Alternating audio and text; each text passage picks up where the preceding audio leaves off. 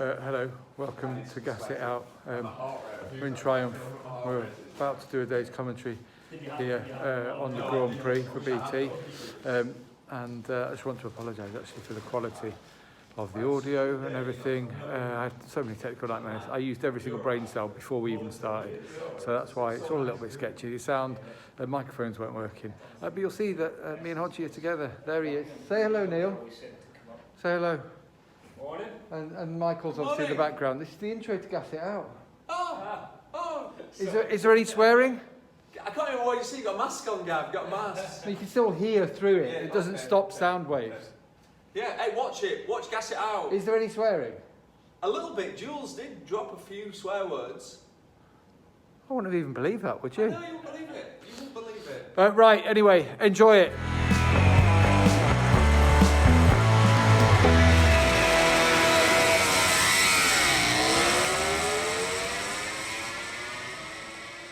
Hello and welcome back to Gas It Out. This is a particularly special recording because those of you who can see, we're in the same room. Those of you who are listening, you can probably tell that you can actually hear Neil Hodgson. We're sat next to each other. It feels weird. We brought the big mic and everything, and we're actually recording it on a computer mic. People that can see, I can show the big mic. This is what I record on every single week. Big mic. Right? It didn't work. It didn't work. Well, it worked, but we couldn't hear Jules and we couldn't hear each other. So we're recording the intro after speaking to Jules. Okay. I'm confused. Yeah, but you know, it will work out in your head. But we normally go into the intro, don't we? We start talking about what's happened, but we just went straight into it with Jules. So in a second, you're going to be hearing from him. Myself and Neil are on alongside each other. We're still sort of dealing with the fallout from the first Grand Prix of 2020, which arrived 8 months on, 240 days later, and was unbelievable. Had so many talking points. Yeah, one of the most exciting weekends. I've been doing this job for 7 years. I can't think of a more exciting weekend with so many things happening. I mean, there was at the start of the weekend, talking about who's going to ride where in 2021. So we're already thinking about next year. And then suddenly it all gets brought back to the racing and what's happening out on track. And you get a first-time winner in Fabio Quartararo. The world champion has one of the most bonkers races ever with the slide where and I've seen people go, and Max Biaggi put something up. Did you see it? No. On Instagram. And he went and he found the black line and he was saying how long the black line was out on track that he saw from Mark. It must have been massive. I never thought that. Yeah. And so, you know, and then his comeback in the race, and it reminiscent of Argentina when he was pinballing his way through the field. So, yeah, we're going to talk about all that with Julian Ryder, who, of course, is a legend of print journalism around motorcycles, but many of you will know him as a commentator on the sport. Still doing commentary, still doing the odd bit on World Endurance. Does quite a bit. He loves his endurance racing. But just took a step back from travelling around the world with us. Well, we're not travelling around the world, as you can see. We're actually at Neil's house because we're doing some work at Triumph, and you know how it's all going with all the setup there. So we thought we'd come and do something in person. So this is why it might sound a little bit different. It might not sound as good as some of the others. It might sound better than some of the others. The others sounded crap, so yeah. Anyway, I do apologise for all the technical mishaps here and there, but enjoy this episode. Here's Jules. I feel like I've done all the talking there. Do you want to say anything before we hear you've done a great intro there, Gav. I don't need to get involved. You'll hear me when we're talking to Jules because we've already spoken to him. Yeah. Yeah. Enjoy. Jules.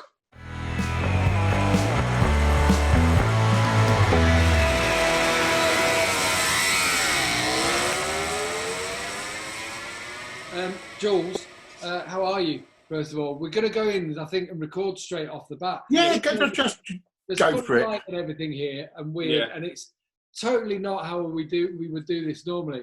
But weird because I was down at Triumph earlier today, and we probably should have done it from there. It'd probably been a bit easier. I should have gone straight there. But anyway, I've been in Wales, and so yeah. Anyway, are you well? As well as can be expected, gentlemen. Yes. considering? Long session at the dentist's recently. Ooh. Not all these are mine, boys. Unfortunately, these are all mine, and that's why they look like a row of bombed houses. It's good to see you. I haven't seen you in ages, actually. No, I've only seen you. I've grown to love your loft, though. Was it that you were broadcasting from on Saturday mornings? A lot of people are jealous of that poster, the 1953 Grand Prix of Spain poster in the background. That cost actually. Nice, yes, I noticed that. Yeah, nice one. See, Jules, you're meant to value that. That's right up your street, isn't it? It's just if it's genuine and not repro. Is it genuine or repro? It's just a print. It's just a print. Yeah. Not interested. Get rid of it. You're absolutely useless. We only want the genuine stuff. Yeah. Obviously, Jules, we've been doing all these podcasts and we've been speaking to all the races, all those kinds of things, and we thought the MotoGP started, but there's one ingredient missing, and it was Jules. So we thought, wouldn't it be great to get his take on what has been, and we're not specifically a MotoGP podcast or show or anything like that. I mean, look, we can't even sort out the lighting. I'm actually rounding up. But we thought, with all the craziness of there being a 8-month delay to the start of the year, and 3 of the top riders getting injured right at the start of the season, that it'd be great to talk to you to get your take on the season of being one of the weirdest, most surreal starts to motorcycle racing ever, really, isn't it? I haven't known obviously anything like the pandemic, but come on, you'd put it into better words than idiot him and idiot obviously. me. Well, we've had on things like snow at opening rounds and all that sort of thing. But this is quite right, unprecedented. But I'd like you to know that I put Brad Binder in my fantasy league team well before the start. Not a bad shout. Cheap. And he was cheap. He's going to deliver, isn't it? Very much so. And I think that's everything else we sort of understand so far from the very small amount we've seen. Marc Marquez finally stepped over the edge rather than just tiptoeing along the edge of it for miles at a time. I'm gutted for Alex Rins because I thought he was in with a proper shout. Me too, genuinely on the Suzuki. Yeah, and Neil and unfortunately myself as well. I understand that injury. It's the one serious injury I've copped in my life. You've done your rotator cuff, haven't you? Done my calf, and I've got no nerve to the radial muscle here. So my fast bowling days, my chances of playing for England went like that. It took me a long time to get over. Yeah, I imagine a little bit of in-swing from you, Jules. Yeah, I modelled myself on Brian Statham, obviously, as a Lancashire boy, but you're not old enough to remember him. Boo, boo. Something that you said there in that first bit, what were you just saying about Brad Binder? Marcus, that was it. So one thing that I mentioned, I said to Kev, who's our producer, and I actually said it to a group of us. One thing they needed to do for this weekend, bear in mind we're going racing again at the same place, which is another unprecedented bit of history that's all been made around this time, was they needed to clip up all the times in the last 6-7 years that between us, someone has said the phrase, the only person who can beat Mark is Mark himself. Yeah. Because how many millions of times have we said it? It's a cliche, but cliches are also truism. Yes. And it's absolutely the case. That one needs, nailing up in 64-foot neon. He is the only bloke that can beat himself. And as Kevin Schwantz, I think I've heard him say it in years past, that if you push him, if you put him on the back foot, if you make him take that extra inch or try and take that extra inch, it's trouble because there ain't the room. Even under normal controlled circumstances, he is right on the edge. And if you just tweak him that little bit, the chances are. Argentina a few years ago with Rossi, being the obvious example. Yeah, you said it at the time during the race. During the race, and do you know what, Jules? During the race, obviously, I know you listened to the commentary, but I could just tell. It was like, I'm trying to work out where he was going to get to, and I'm like, I think he could be fifth here if he doesn't crash. Yeah. But I thought, I think he's going to crash because it just all looked too wild, didn't it? Years and years ago, I think the first year of BT, I think, 'cause I remember surprising Keith with this, I spent Friday and Saturday muttering about the Honda. The shapes aren't right. He's pushing out, it just doesn't, it's snapping in odd places. It looks uncomfortable, not carefree. And he decked it in the race. And I know exactly what you're talking about, that you're looking there and all these tiny bits of information are telling you that's wrong. Yeah, your sixth sense, having watched motorcycle racing and these Forever. individuals for, thousands of hours, you just get it, don't you? Yeah. You're like, that. Yeah, that's exactly it.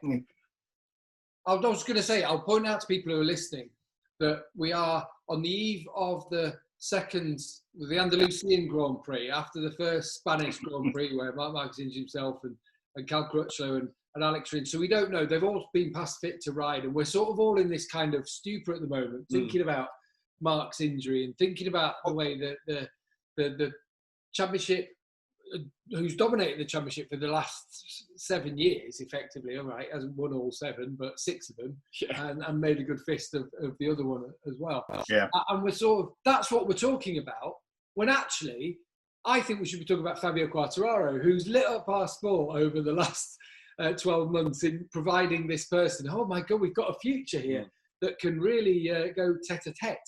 Yeah, agree completely, but I'm also rather shocked by how Rossi's name has just not come up in post-race conversation at all.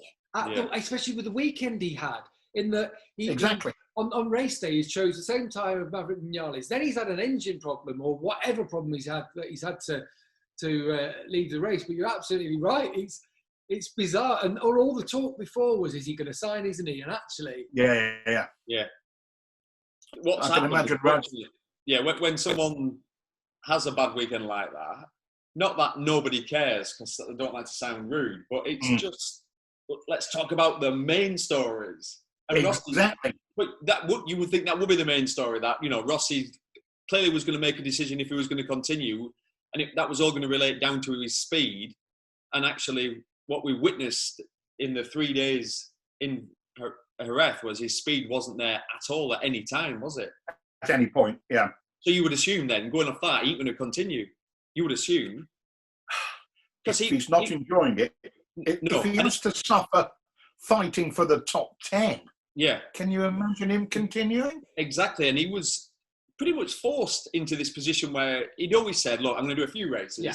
I'll make my mind up then. That's what basically... Or Yamaha will make their mind up then, as the case may be. And what's happened is, when I say he's been forced into committing, but he hasn't signed, to say, because obviously the way, obviously time was going by, so he made the decision, I will, it looks like I am going to continue. But then you see a weekend like he had, surely he won't want to continue.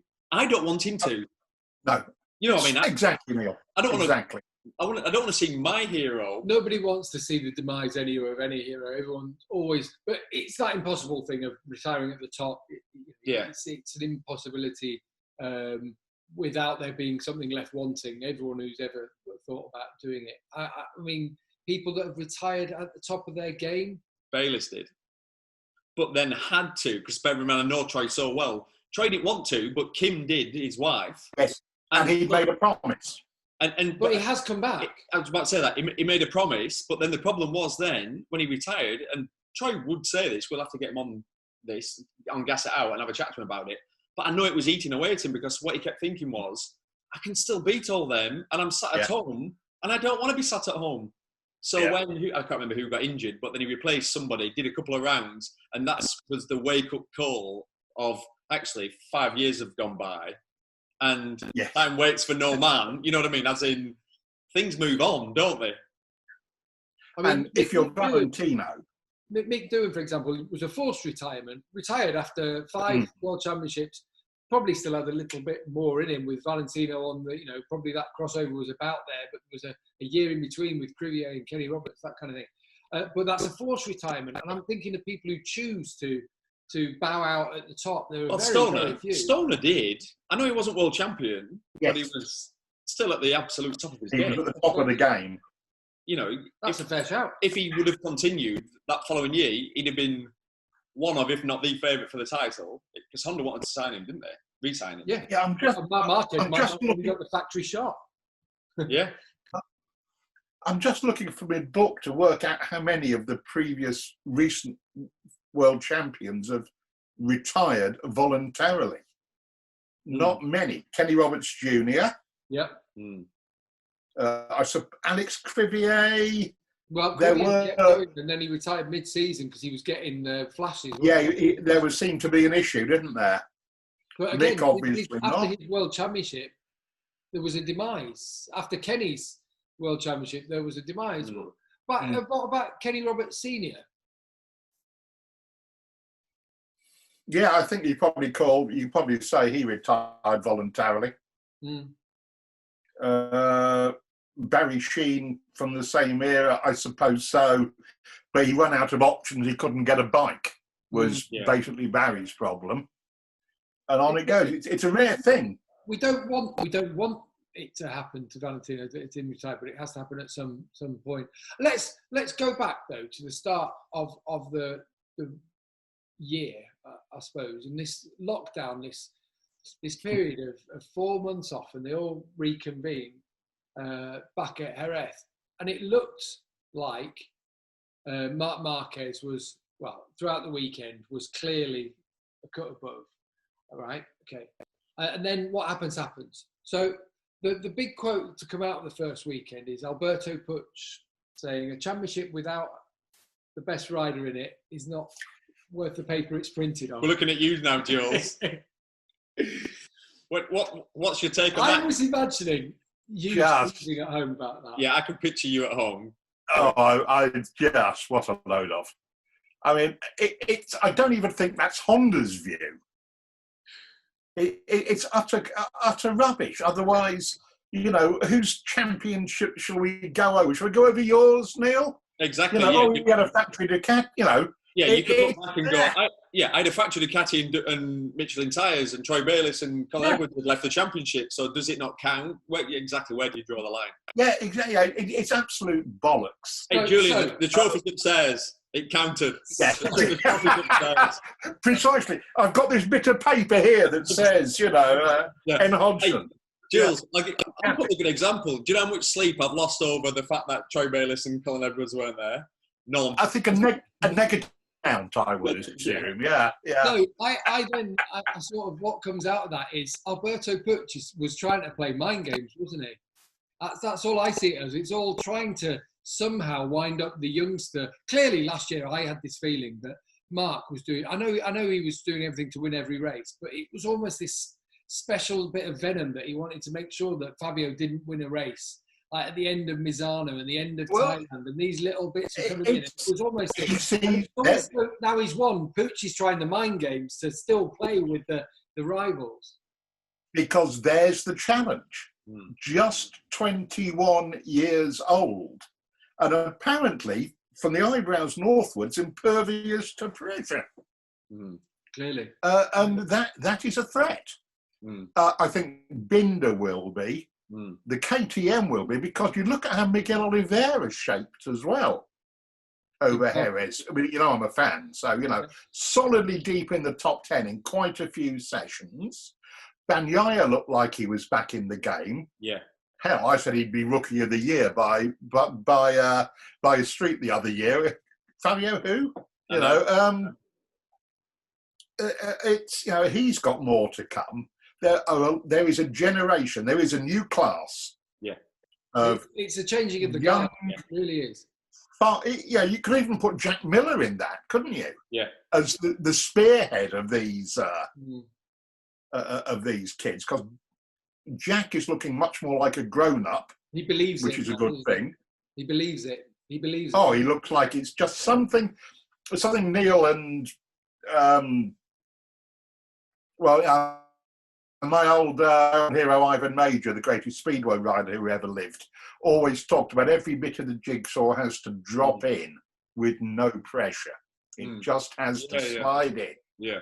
Oh, and just on the subject of the best, Major lost a world title in Poland in a runoff with an unknown Pole who probably got to do a runner at the tapes, and it was filthy weather. And Ivan, over the years, was always said, well, you must regret that title going. And he just snapped back always, I made a mistake, he didn't. And that is the answer to people like Puig.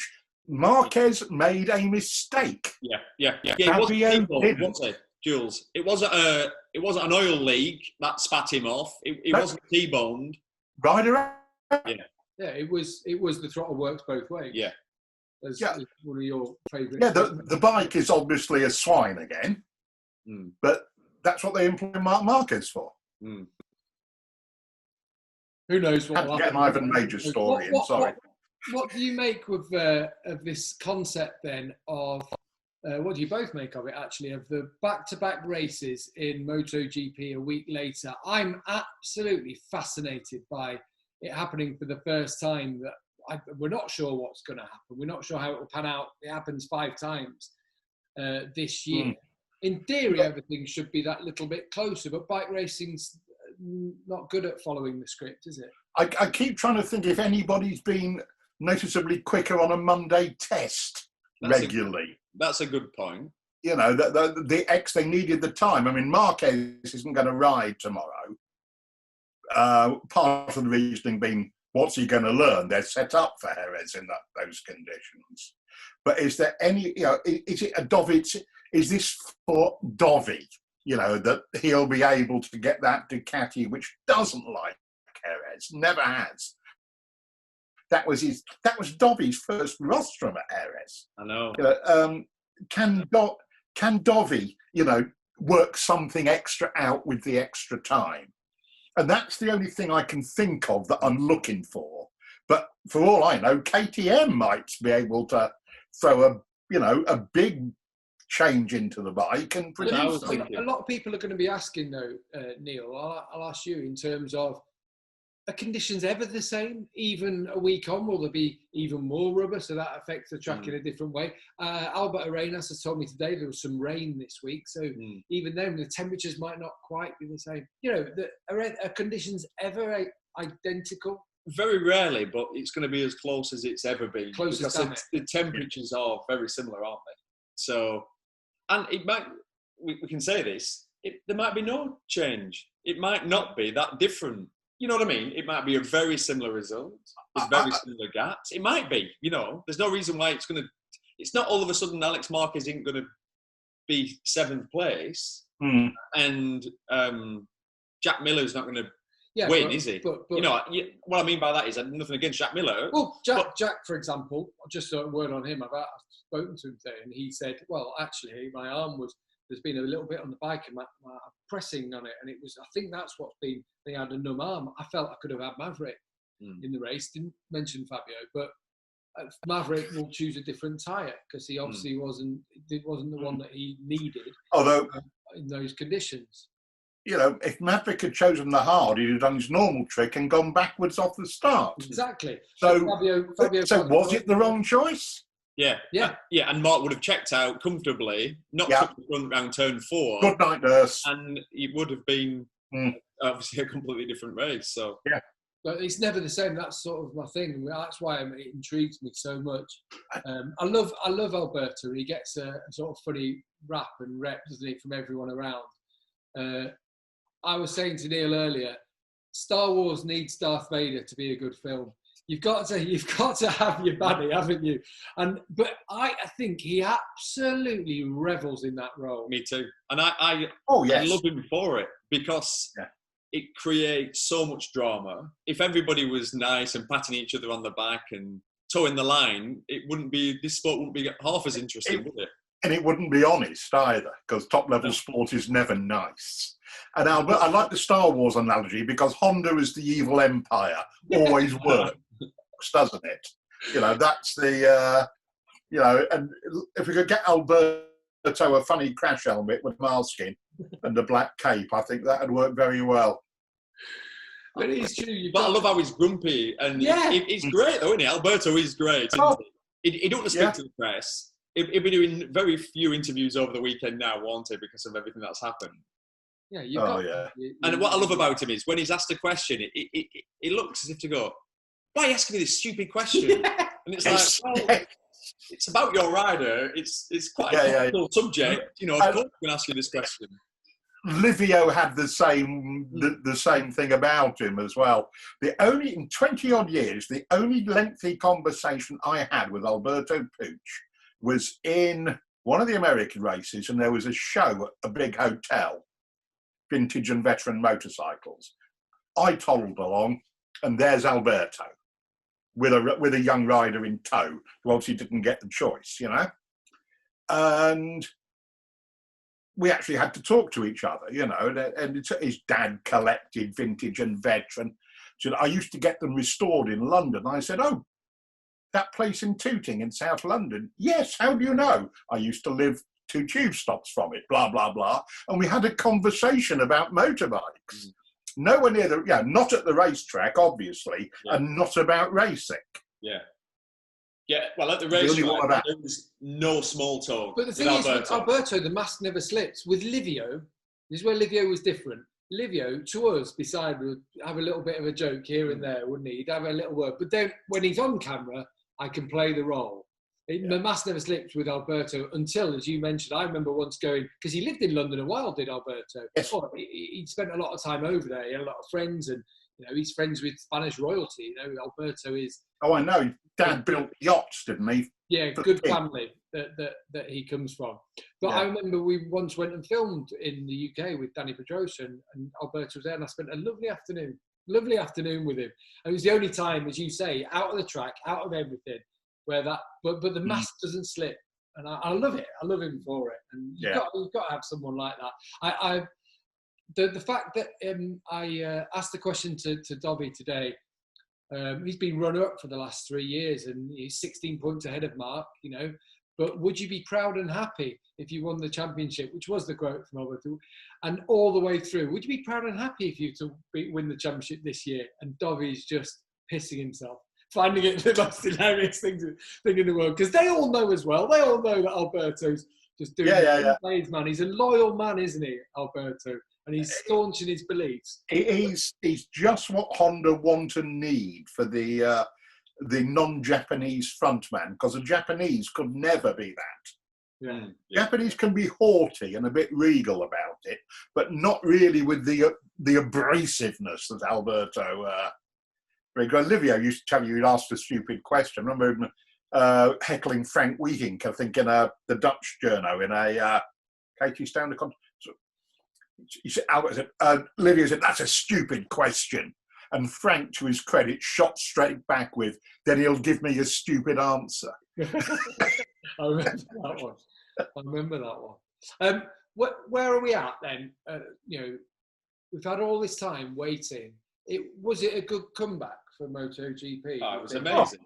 It was everything we'd hoped. Don't get me wrong. Obviously, we don't want to see riders getting injured, but it was. When was the last? What was the last GP we went to where 3 of the main riders got serious? Because they had all 3 serious injuries. It reminded me of Assen when Durham was hurt. Yeah. And Johnson Lawson went down. And half the grid was in the medical centre. 92. Yeah. Crivier versus Barros. You know what? Yeah. Yeah, so it didn't disappoint though, did it? It was great. Obviously, the race itself, watching Marquez come through the field was something else. But also watching the young 21-year-old Fabio win his first MotoGP race in beautiful style, like he does, the way he rides. And for someone like you, Jules, a journalist, where you go into a weekend with 5 or 6 stories that you're keeping tabs on, and you come out of the weekend and you've got 10 other stories that suddenly evolved out of the race. Writing that one up, story heavy, wasn't it? Writing that one up must have been hell. And I found myself also thinking, right, who do I say is going to be world champion now? Yeah.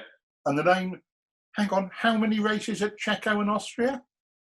Yeah, exactly. Yeah. So Hello, Mr. Dovizioso. yeah. And Jules, did you hear us on commentary? The Yamahas, the gap between the Yamahas top speed and Ducati and Hondas is bigger, and it's not smaller. Jerez. Exactly, with no straight. With no straight. So basically, it's going to be very difficult. Well, it's going to be impossible for Fabio or Maverick to win. Certainly in Austria, impossible. Yeah, and Bruno. 15 miles an hour, not 15 kilometres. Yeah, maybe not 15 miles an hour. No, it'll be 10 miles an hour. 10 miles an hour. Yeah. Yeah. And Bruno, you're saying with the hill, are you? And the front. Bruno, yeah. What's going to happen in Bruno is what we've seen happen a lot. 2 halves. It's going to be that situation where the Yamahas will be able to do the fast lap times, but come the race, they won't be able to do the sweeping lines. They get passed on the straights by the Ducatis and Hondas. Yes. It's hard work. And there'll be something in the way when you get there. Yeah, exactly. Not being in the paddock week in, week out now, and it's all, we can do this actuality, but I want to know a bit more. What have you learned from being out of the paddock for a year or so? What have you seen about the sport that you love from being able to take a little bit of a step back? I've stopped being quite so blasé about people hurting themselves. Mm. You know, because I think when you're in there, you take that as part of the game and part of the. And now I find myself going, "Oh my God, what?" Mm. You know, he's going to be feeling that when he's 60. Oh God, you know, it's whether that's squeamishness or humanity finally coming out in me or what, I've no idea. Or distance from. Well, distance has produced this thought, Gav. Mm. Well, I don't push it off to one side immediately. Yeah, because I mean, I wonder what you think. I spoke to the doctors today, and they passed 3 riders fit who. You talked about the rotator cuff injury that Alex Rins sounds like he sort of had. Cal's got a skateboard injury, which, you know, maybe half a motorcyclist or cyclists have experienced in some way. You've got Marquez carrying an injury, which really should be seeing him out for 3 or 4 months. So, but I've spoken to the doctor and they say, well, they've passed all the physical tests. In the code, they've done what the code says. So then I find myself asking, well, is the code right? Should we be protecting them for themselves? So has distance made you think that a wrong decision has been made, or? It is as an ex-medical director at Grand Prix told me many years ago, P. Richards, it is not a doctor's job to protect you from yourself or to tell you you can't put yourself through pain. That is not his job. It is his job. If you're going to do yourself, to tell you you're going to do yourself lasting damage is his job. And so the one I'm worried about is, did Crutchlow have a concussion or not? No. So the doctor said that the CAT scan came back as negative, but because he'd had facial injuries, that's why they said he should rest.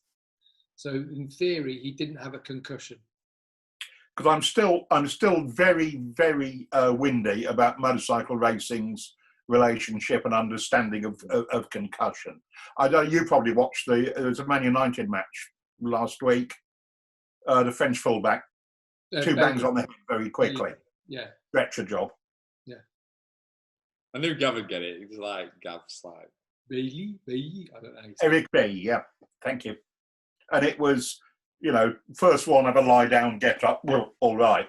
Then another one on top of the head. And well, rugby's got serious protocol, and they really have taken it seriously. They had all those scandals with Bloodgate and those sorts of things. Yes. Come to the fore because the old NFL and all the lawsuits that are coming through from there. And it's one of those taboos, isn't it, in the sport? And you know, I remember when, for example, and I don't want to bring this chat down at all, it's not about it, but I remember when Shoya Tomizawa passed away at Misano, and tears in the paddock, and we were all heavily involved, and you know, we were there and seeing what happened. But it was a case of, well, the racing goes on, and all the riders you involved need it to be like that, to be able to carry on. You need to be able to compartmentalize these sorts of things. Yes. And that's why I was intrigued by that, because when you take a step away, Jules, and you still massively involved, but you get that little sense of distance, I think that's where the reality is. somebody's lost their life, or someone's dealing with a really serious injury. Yeah, there's potentially life-altering injuries going on, and we're going, and that's all right. It's part of the game. You think, no, yeah. I mean, the old protecting them from themselves thing is a very, very difficult one. Because that's not what a doctor does. That's the function of the managers. And we've all seen teams occasionally decide, do you know what, son? No, we're withdrawing the entry this weekend. Well, that happened with Sam Lowes. It did. The team said. Because what happened there, obviously, he went faster than everybody expected because he'd had that serious shoulder injury. Yep. They didn't think he was going to be fit. Let's see, first time literally riding the bike, his free practice one, and he went quicker than everybody expected. And that scared everybody because they thought, actually, he's now going at a speed where he could hit the deck because he was on the pace pretty much, wasn't he? Well, that's the worry. It's the second injury, isn't it? Yeah. And I saw Sam said in a comment, I think, about Marquez and co. Sam really well put that he was fit enough to ride a bike, but he certainly wasn't fit enough to go the race distance. Yeah. Well, that's it's funny. The whole, obviously, with Marquez, Rins, and Cal. It's one thing being able to ride a bike. The problem with MotoGP now is the field's pretty much covered by about, if you go off, obviously last weekend, about 1.3. Yeah, around the shortish track. You have to be within 1.3 seconds, otherwise you're about last. Yeah. Obviously, it's a very tough track anyway, and then you've got to 25 laps within 1.3 seconds, or you last. So there's no point in riding. There's that as well, isn't there? You've got that to deal with. I spoke to Sam earlier. And said, just to run it by me, because obviously things change over the years. I've had fitness tests myself, but I said, what do they do now? And he said, basically, with Sam's shoulder, he said, you have to prove that first of all, they grab hold of it and they do range of motion and they're doing all that. And they're talking to you. How's it feel? Yeah. What's it like? And then he said, I did a few things where it was uncomfortable, like when they were like messing around with it, it was painful. And then he said I had to support my weight. He didn't say for how long. So, but it's not like they make you do 50 press-ups or anything. Yeah. But then what he said, the way they did it is then they're literally evaluating you. And then they'll go, well, yeah, it seems okay. After every session when he came in the pits, a doctor is there. And that's what they were doing with him. They evaluate it throughout the weekend as what, like per session. And they're seeing your reaction when you come in and all that. Obviously, they know you're going to lie. You're going to lie. Because you want to ride. How does it feel? Actually, it's a lot better than I thought. The truth is, it's horrendous. How does it feel? It's horrendous. Let me break your arm. Let me have an operation. And it's 3 days after, or 2 days after. Someone's doing this to you. How does it feel? It feels like you think it would feel. It's awful. I actually want to start crying right now. That's how it feels. But what I'm going to say is, it's not too bad. I can deal with that. Yeah. I can deal with that. But I think, and I heard a couple of people say, well, the MotoGP medical directors, they're paid for by Dorna. They're in cahoots, the teams and all that. But you know what? For me, it's actually the medical system is better than it's been up till now. Personally, when you had the Clinica in the past that would give people a shot of whatever in their ass and say, go out, you can do it. A shot of courage. Yeah. Bend over. But is it, am I wrong in saying that? And I think, yes, that there's now actually an element of responsibility on Dorners and the organisers and on the medical teams that there wasn't before. Clinica was all this kind of this poetic side of everything that with Magic Sponge, get out there and he'll give it a good go. Whereas now it's all being, look, we've put plates in, we go. I mean, that's the situation. Yeah, it's all right. I mean, it's up to you, sort of thing. I don't know. It feels like it's still better, but still there's way to go. Yeah, I remember Dirk Rowdies, who I was a fan of and was fortunate enough to work with for years, on being told that Dr. Costa had not passed some rider as fit. Rowdies went into instruction. I thought you could walk in carrying your arm in your hand and he would still pass you fit. It's true. Which was Swami, and he's, about as near as Dirk got to lightheartedness. Yeah. Dr. Costa always had some special cream or an injection that could... Or some pills, Exactly. I've had a few over the years. Yes. It's a question for both of you. Well, and I'll answer it as well. Then, okay. So it's Thursday. Obviously, they're all practicing tomorrow. Marquez isn't. He's going to sit Friday out. what do we think? One, is he going to ride? Is he going to race? And if he does, where's he going to finish? Oh, personally, I don't think. The thing is, they're so. I don't think he'll race because I think it's all a bit of a psychology thing. Leave it till Saturday. Get the other teams forced to work, forced to think. Oh, he's going to pick up a couple of points here and there. But by the same token, Mark's a sort of rider that will try and pick up 1 point and think, well, that's a point that I didn't have. You know. So is that Mark? Are we just talking Mark? Just Mark. Just Mark. I can see him giving it a go. Right. But I can see him pulling in. Right. I have this sort of lingering hope that Honda will say, actually, we don't think this is a good idea.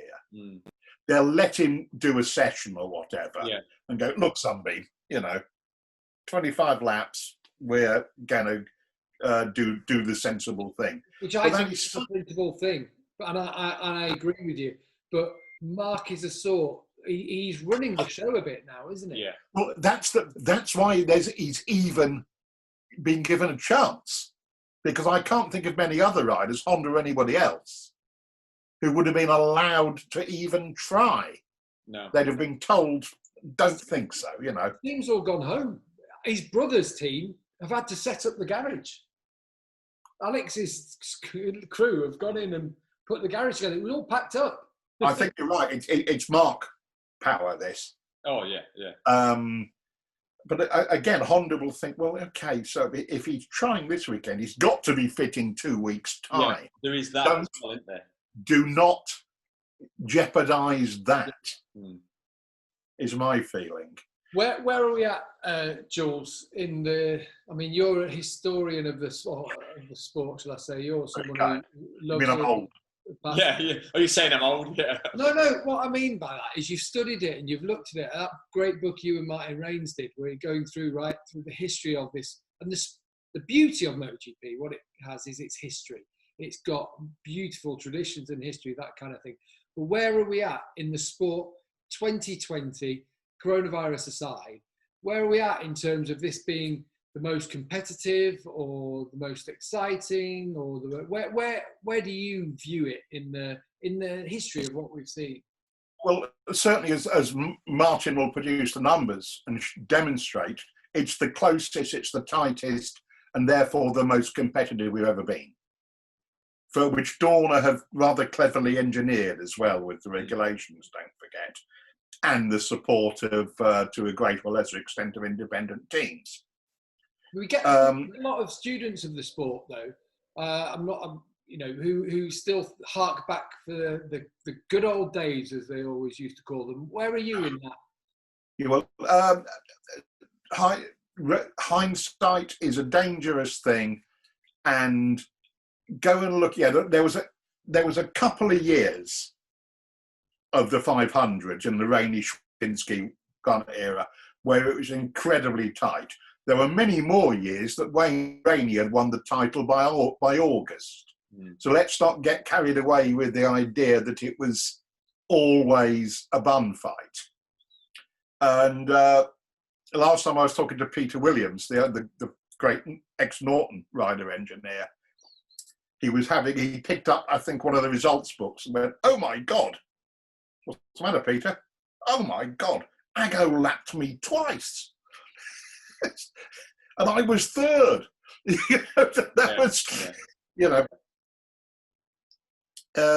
No, just can the rose-tinted specs, it's they are usually a complete waste of time, and somebody trying to justify something. And again, obviously, because of your background, you've been there, seen them all. Like, I never saw Agostini, I never watched him in person, or Mike Halewood, which I wish I'd obviously I so wish I had. Could you now give us your top 5? Sorry, put you on the spot, just like you couldn't give me some, but like what you've witnessed, top 5 best motorcycle races ever. Right. I mean, the two I still maintain I still maintain the two fastest men I've ever seen were Freddie Spencer and Casey Stoner. Yeah, yeah. In terms of sheer, outright, blazing speed. Mm. You know, even Marquez maybe takes half a lap to get up to speed. I've got this memory of Stoner's first flying lap of Mugello. It was on the grass between turns 1 and 2. Muck and bullets everywhere. Terrifyingly fast. Yeah. Then, yeah, obviously you dial it back and look at the Rossis, the Agos, the Halewoods, the Surtees. Yeah, it's and the greats, the men who left early and went somewhere else and would have been, and I think an underappreciated British rider from he was South African, Rhodesian, whatever. Then, but Gary Hocking, who was a stunning rider on anything and everything, was put off motorcycle racing by the death of his friend Tom Phillips in the Isle of Man. And by a horrible irony, he then went car racing, was killed at home in South Africa in a car. And he was something. There's Walter Carden, the old NZ engineer, tested him on a 250. First time Hocking had ridden a two-stroke. Even Luigi Taveri couldn't get it to the flag. And Hocking came in after his first session and said, it's running better on the left than the cylinder than the right. B, C, D, E, F, G, gave him a complete rundown. He'd never even ridden one. And Carden always said that he's never been so shocked by a rider in his life. Halfway through that season, MV came and offered him a lot of money to break his contract. There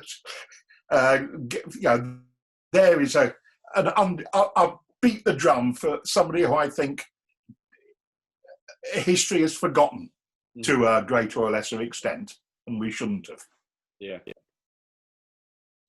There's the history lesson you wanted, Gav. Is that all right? I love it. But what I love as well, you've not mentioned Kenny Roberts there. I'm not picking on you. But there's so many great riders. Yeah. Where can I put? You didn't mention Mick Doohan. You know what I mean? Where can I? Yeah. I'm almost deliberately avoiding the great generation of 500 riders. Yeah. I mean, how do you choose between Wayne Rainey, Kevin Schwantz? Well, yeah. How do you choose? You can't. Results showed they were totally different but equal. Yeah.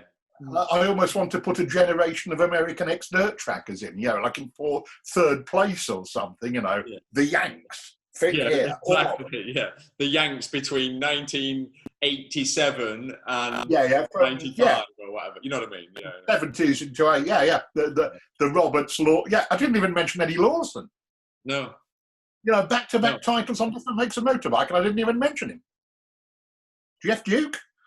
Yeah, exactly. Jeff Duke, perfect example. I know, that's what I mean. Hello. But that's why I asked you the question, because it's so tricky, isn't it? It is. I mean, it is impossible to, in any sport, I think, to compare different eras, generations. That's so true. Yeah. It's fun, but it's ultimately. Here's one for you then. I've always wanted to ask you. I've never asked you this before. Who's your favourite rider then? As in, do you know what? I always loved this person because. Well, it was unashamedly Nicky Hayden. Yeah. Because you could not dislike one thing about that man. Yeah, so true. Most of the rest I could find something to dislike. Without some easier than others. They're all arrogant pricks. Yeah, they're all arseholes. Hey, but listen, you've got to be a special person to be a bike rider, haven't you? Sure. It's triple arms on pockets. Troy Bailey is probably the bravest, nicest man in the world. I think you took lessons off him. When things weren't going right, you could not find him. You could have sent out the SAS and you would have not found him anywhere. So true. Absolutely so true. Yeah. Funny, it's I never, and again, I'm biased by the era in which I was working, obviously, full-time in the paddock and was probably understanding things better than I did when I was just a magazine journo.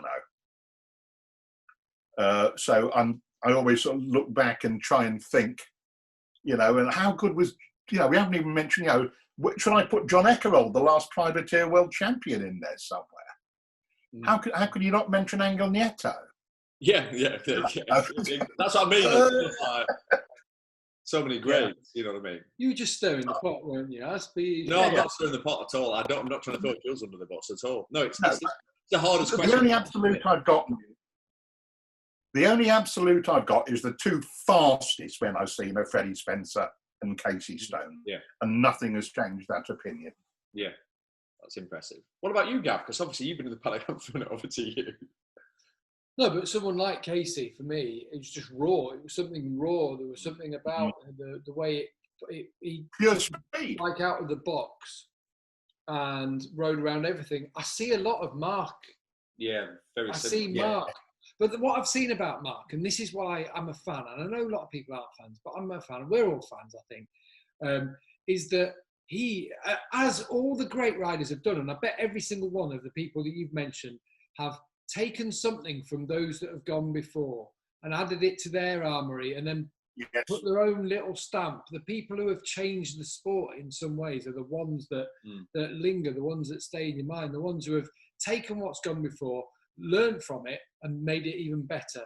That's why you can't compare between eras, because the person who comes afterwards has the benefit of, well, they did that, I'll do that. But if I do this on top of that, you that's when you're pioneering, isn't it? That's when you're breaking boundaries. Precisely.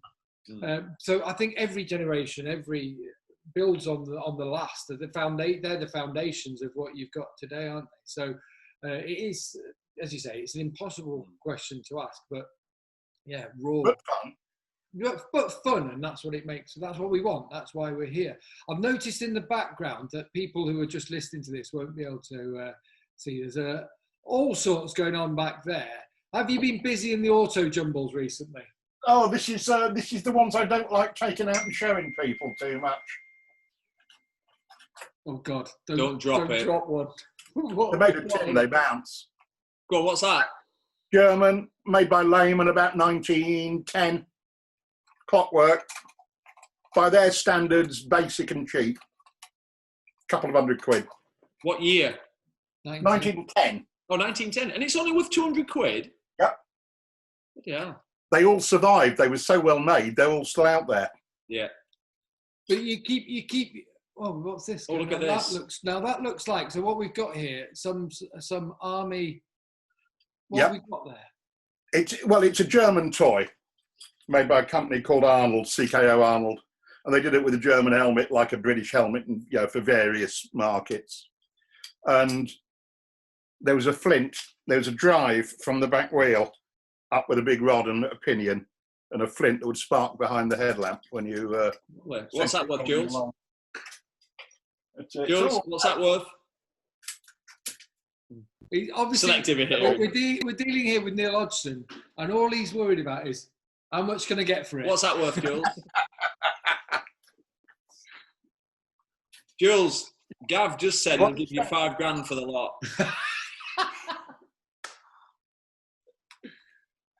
That's about the rarest I've got in there, I think.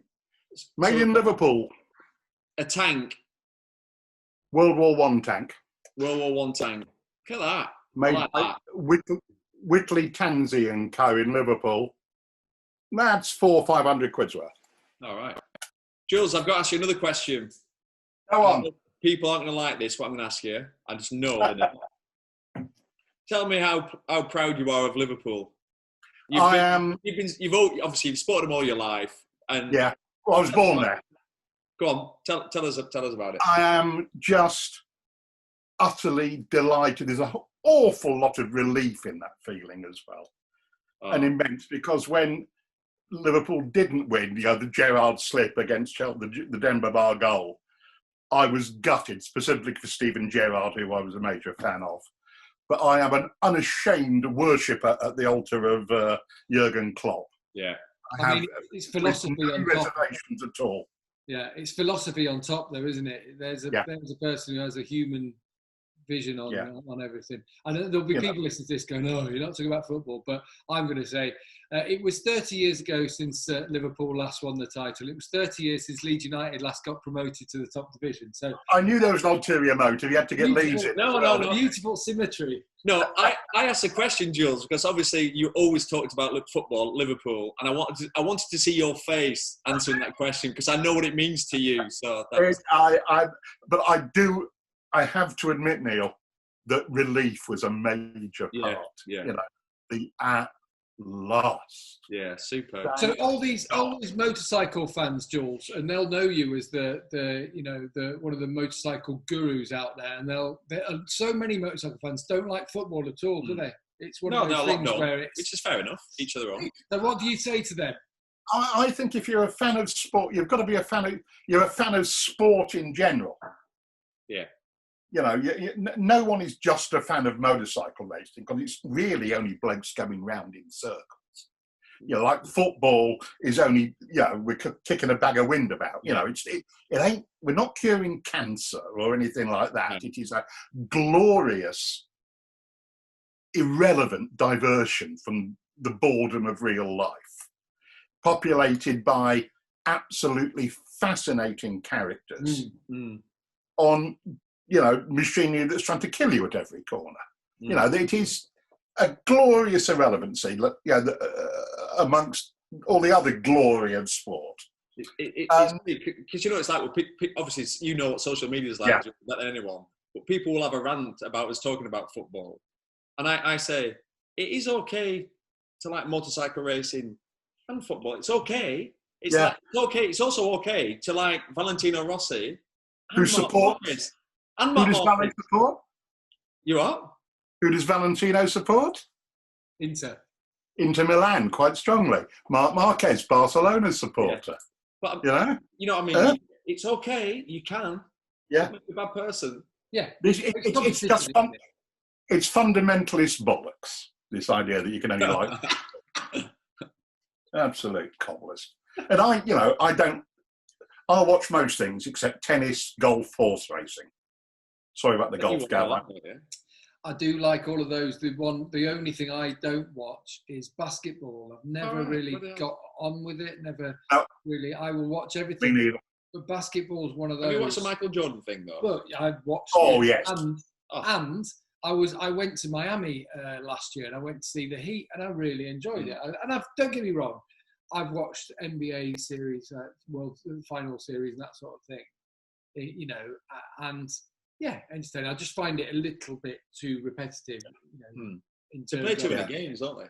Yeah, they're playing it every day, and it's quite repetitive. But then again, I love cricket, so people just don't see how that works. Talking of which, people enjoyed the Michael Jordan series, which I thought was wonderful. Yeah. One of the best sports documentaries ever made is Fire in Babylon about West Indies cricket. Is what? Fire in Babylon. I watched it on a plane. I'm sure we must have been going somewhere. I'm sure we watched it around about the same time because I was in tears at it because it is. What is it? Amazing. It's about the West Indies cricket team of the late 70s into 80s into 90s. Do you think Vic would Vic like it? Like she loved the Michael Jordan one. Yeah, Kate loved it. Does she like Bob Marley? We've never really talked about that. Well, you should. She's upstairs now. Vic, do you like Bob Marley? It's a Bob Marley soundtrack. What? Who's Bob Marley? She's younger than me. The age difference. It's a Bob Marley soundtrack, and it's about the all-conquering. It's like who do I compare it to? The Man U of your youth, the Man United. Just sweeping the world for a decade of cricket. And of course, you can't avoid the politics of it as well. And featuring Sir Viv Richards nowadays, possibly the most intimidating sportsman I've ever seen in my life. And charisma. It is just... And charisma to boot with Viv Richards. Oh, yeah. Clive Lloyds and all these. What's it on? Where will I see this? I think it's on Netflix or Amazon. It's on one of. What's it called? It's been around for a few years. Fire in Babylon. Fire in Babylon. Yeah. firing back. But it is absolutely, and you don't have to give it, like Jordan's thing, you really don't have to give a monkey's about cricket. Yeah. It's a human story. It's a story. Yeah. It still doesn't, but then there is in it though. If you like fear, the West Indian fast bowlers, they had 4 of the fastest in the world, so you never got a rest. Yeah. There was always somebody.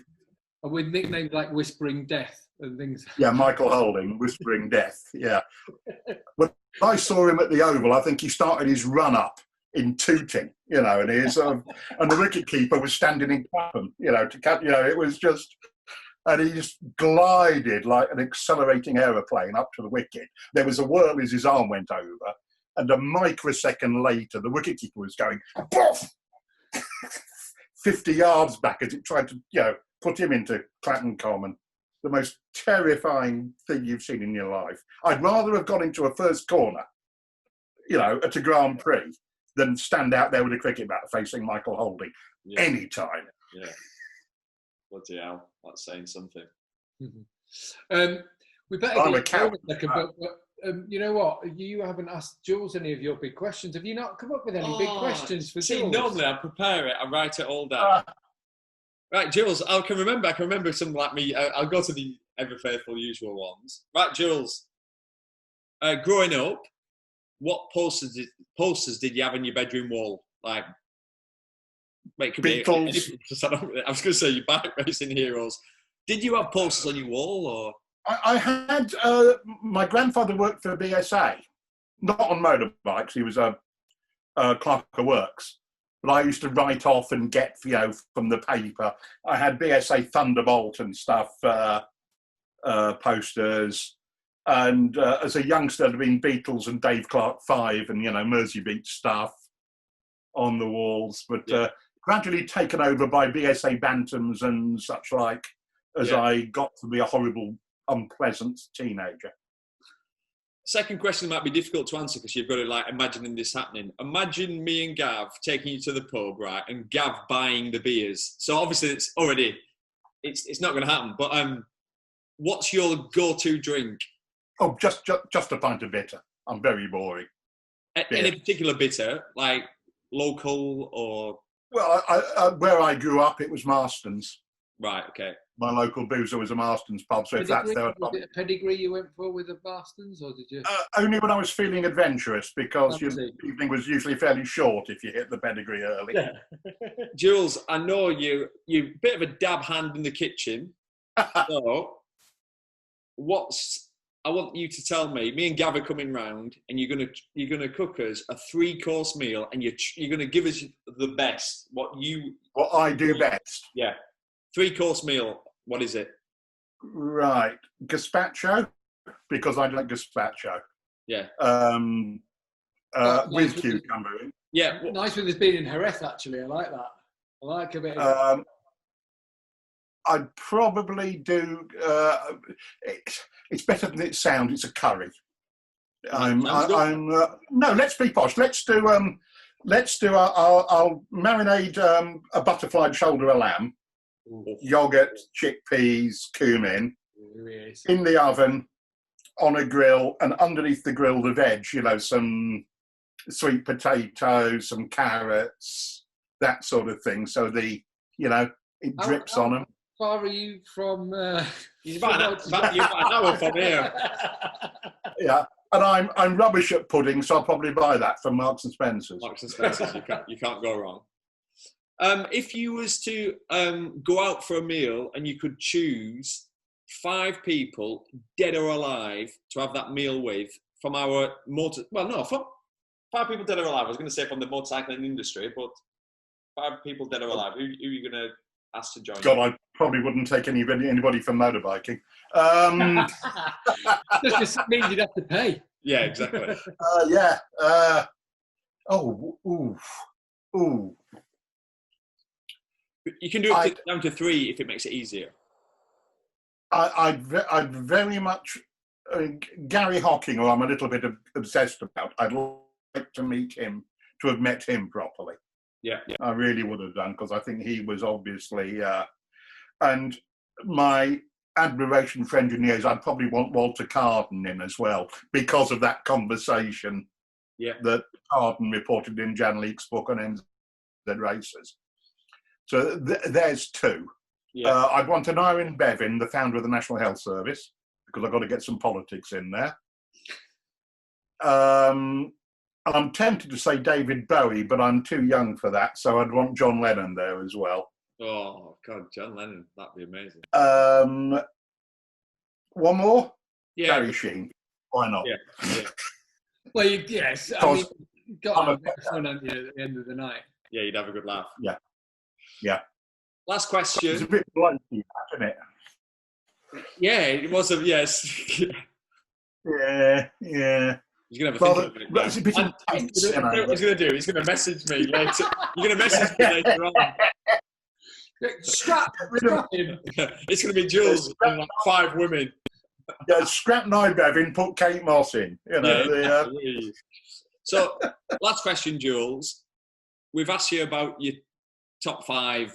Who you think is the fastest and good years and all that lot. What I want to know is what's been, out of all the years, obviously watching and commentating, your favourite race where you go, oh my God, what a race that was. Oh. And that's a difficult one, isn't it? Because obviously it is. I mean, 2006 was the greatest year I ever saw. Yeah, I agreed. The Hayden year, the last year of the 990s. And going back to Laguna Seca and Nicky's win at Laguna it wasn't a race because Nicky cleared off. Yeah. The oh my God race was probably Portugal that year. Yeah. After Nicky had been knocked down by Danny. But I think that had, what more do you want in a race? Quite frankly, if I was still working and I'd done last weekend at Jerez, I might be thinking about throwing that in. Yeah. It had. I think had everything. Yeah. I think the most oh my God, how do they do it race was Motegi 17, Marquez and Dovi. Yeah. And a flooded Motegi. And to race like that in those conditions for the length of time. And there is something very special about plainly the 2 best in the world at the time, going at it without interference from mechanicals or injuries or tyres or whatever. That happens so rarely. See Rossi, Lorenzo Barcelona 09, for instance. It's so rarely you get that head-to-head. Have we had a Marquez versus Vinales proper head-to-head yet? We thought we were getting that last weekend, didn't we? Phillip Island last year really was the first time that we had that, wasn't it? And Mark threw it and up the inside, and Maverick tried to slip and went down. Yeah, it was sort of, we talked about it almost at the time as, oh my God, it finally happened, but it didn't. Yes, yes, I remember the remark in commentary. Yes, but it is such a rare event to get an unimpeded. Group races are very entertaining and good fun, but luck plays too big a part. Yeah, because some poor guy just gets blocked in. Yeah, can't get out, stuck there, they've gone. Yeah, etc. But it's got to be. And a quote, it was Mike Trimby that said it when he, what's the greatest season ever? I don't know, Mr. Trimby, what is it? The Spencer versus Roberts year, 83? Not whatever. 12 races, 6 wins each. And then Trimby looked at me and said, who came third? Nobody cares. I think who gives a fuck was the actor. Precisely. Yeah. Precisely. Who came third? Who came third? The answer, by the way, was Randy Mamola. But it's the same that race. Rossi Lorenzo, Barcelona. Who was third? Who cares? Yeah. So true, isn't it? Rossi and Lorenzo didn't. The first time they saw him was on the podium, and he was half an hour later than them getting there. Was it Casey? I think it was, yes. It was when he was exhausted. Yeah. Extreme bar. Yeah. Yeah. It's just when you said it, I was like, I have to know this answer. I have to know. Jules has dangled that carrot. You have to. But there is that, you know, what we want to see in sport is greatness, and we want to see those great head-to-heads. This is not what we say we want. Oh, I want 84 people, you know, lots of different bikes, lots of Brits up the front. Oh, here we are, World Superbike. Nobody watches it. You know, it is what we actually want to be able to do is sit here and look, and in decades tell you, I saw Mick Derwent, I saw Marquez. You know, the fact that Mick won most of his by 30 seconds is neither here nor there. I saw an all-time great, and that's what you remember. Yeah, you know, it's rare. Of course it is. There's only one Rumble in the Jungle, only one 1970 Brazil team. You know, it's. And our sport obeys the same rules as others. Jules, it's been a pleasure and an enlightenment as always. It really has. Always opening our eyes. Good to see you guys. New bits. We do appreciate you joining us. Sorry for all the technical issues. Don't mention have some right old fun editing this. Also, Jules, you know you're our first non-rider. Am I? Oh, that's nice of you. They've all got back. Oh, sorry. We had Susie. Sorry, she didn't race. Oh, it. Sorry, we did have Susie. You're our second, Jules. Never ahead of Madame Perry in a queue. No, you know. Which I'm sure you'd appreciate anyway. I obviously, yeah. But no, all the riders are back to work, so you're now scraping around looking at naked old German. Not at all. Not at all. No. We can still get them. And I wore this T-shirt for you. I was going to mention it. Yeah. Yeah. Yeah. Not about you. We've eaten in the Drunken Duck. And one of the Drunken Duck in Japan. It's funny. I miss going to. You know, not many things I miss at all, but I miss a trip to Japan. Yeah. Because I went there infrequently enough for it still to be fascinating. Yeah. Not to drive you mad.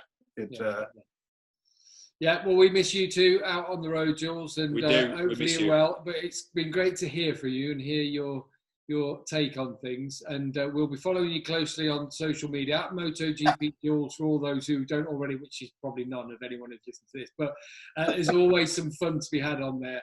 Oh, I like it. Basically, just go on there, criticise Liverpool and say that Marquez is rubbish, or Valentino is past it, and Jules will come back at you in some way, I'm sure. Yes. Make it interesting for you. Keeps me occupied. Jules, it's been a pleasure. Love talking to you. Enjoy race 2 from Jerez. Yeah, I shall actually be in front of the telly with a coffee, waiting for your words of wisdom. We've been waiting a long time. Cheers, Jules. Take care. Thanks, Gav. Thanks, Neil. Yeah, good luck. All the very best. Absolute pleasure, mate. Absolute pleasure. Cheers. Cheers, guys. Bye. Bye.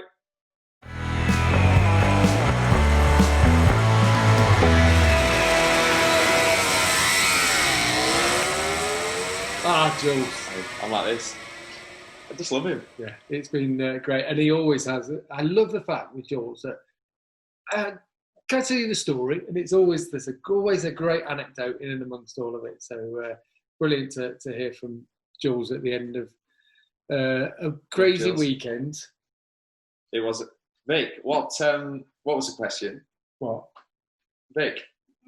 It was one about Bob Marley, weren't we? Oh yeah, do you like Bob Marley? Do you like Bob Marley? Yeah. All right. No, there's a sports documentary we're going to watch that's supposed to be really good, but it's about cricket. But you didn't know anything about basketball, and we loved the Michael Jordan one. But there's, I don't know what's Bob Marley got to do with cricket, Kev. Save it for. I think it's going to take a lot more explaining. All right. It's got a lot. It's got. We'll watch it later. We'll discuss it over beer. Fix that. What? This has been Gas It Out. For those of you who haven't been able to see myself and Neil in the same room, you can probably tell with the audio. We had a few technical issues, which is why things perhaps don't sound quite right. We are looking forward to another Grand Prix from Spain. It's going to be the Grand Prix of Andalusia. It's a bit of a funny one, isn't it?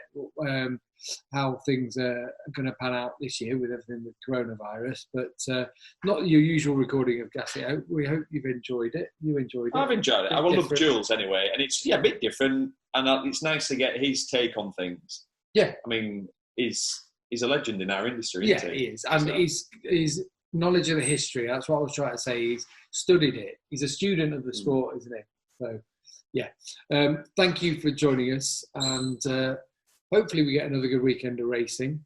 You probably listen to it after the weekend. Yeah, I thought you're laughing at us with hindsight. So you thought that was going to happen. You actually set of goons. So, But we'll have another guest for you next week. We're going to try, I think, next week and build up to World Superbikes, which is obviously getting back on track at the same venue, which I think adds another dimension to on top of that. And then British Superbike kicks off, so we'll try and keep it relevant. And as always, please like and subscribe. Oh, here he is. This could be a new thing. Well, we're doing this not for money. We're doing it for the subs. That's what my lad says. My son Taylor, he started a YouTube channel or something ages ago. He doesn't do it anymore. And he's like, Dad, I've got like 90 subs. All right. Yeah. And I'm like, oh, subs, is that what we're saying? That's what we're doing it for, subs. Anyway. You had to do it. Yeah, but enjoy yourselves and take care. Gav. Yeah. I love you, man. Oh, creepy one. Yeah, it doesn't work when we're sat next to each other. See you later. Ciao, ciao.